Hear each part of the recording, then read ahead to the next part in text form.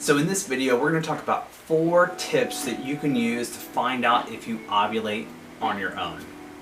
Hey, I'm Dr. Josh Hansen. I'm a doctor of acupuncture and Chinese medicine here in Tampa, Florida. I have a practice where I see women every single day and I help them get pregnant using acupuncture. So fertility acupuncture is really well studied, it's really effective. But one of the first things that I ask when someone comes into my office, and this doesn't matter if they're trying to get pregnant naturally or if they're using reproductive technology like IUI or IVF, I want to know if they're ovulating on their own. It just lets me understand the overall health of their reproductive system. But if you're trying to get pregnant naturally, it's really important to know if you ovulate on your own, because if you don't ovulate, you don't have an egg that's going to be present to get fertilized. Every single app that's on your phone to track your cycle has an ovulation kind of predictor built into it. They're not that accurate. So there was a recent study that came out that showed that they're only about 20% accurate to predict when you actually ovulate. So you don't want to really rely on them as your sole means of understanding when you're ovulating.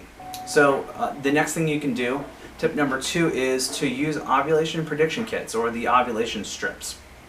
What they're doing is they're measuring your LH surge. They're measuring the hormone, luteinizing hormone, and it's a really accurate predictor of when you're going to ovulate. So start using little ovulation prediction kits, and you want to start around cycle day 8. So you basically pee on a little stick, and if you do have a positive sign on the strip, then within 12 to 36 hours, that means you're going to ovulate. So they're really accurate. Get the cheapest ones you can find on Amazon and start using them. The third tip is to track your basal body temperature. So your basal body temperature is your resting metabolic rate.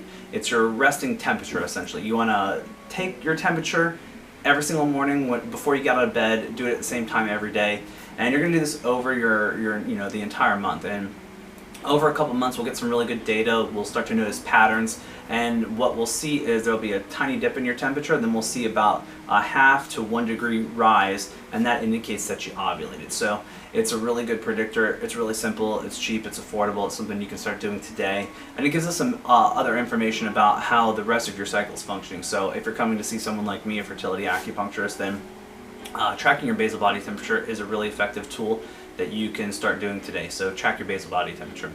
And the fourth and last thing that you want to pay attention to is your cervical mucus. That's that sticky egg white like substance that you start to secrete. You'll secrete more of it around the time that you're ovulating. So pay attention to that cervical mucus. It's really important. It's kind of like a superhighway that feeds sperm and helps to get the sperm where it needs to go to fertilize the egg. So pay attention to that cervical mucus. You'll notice that it's there's just more abundant around the time that you do ovulate. So there's 4 tips to understand if you're ovulating on your own.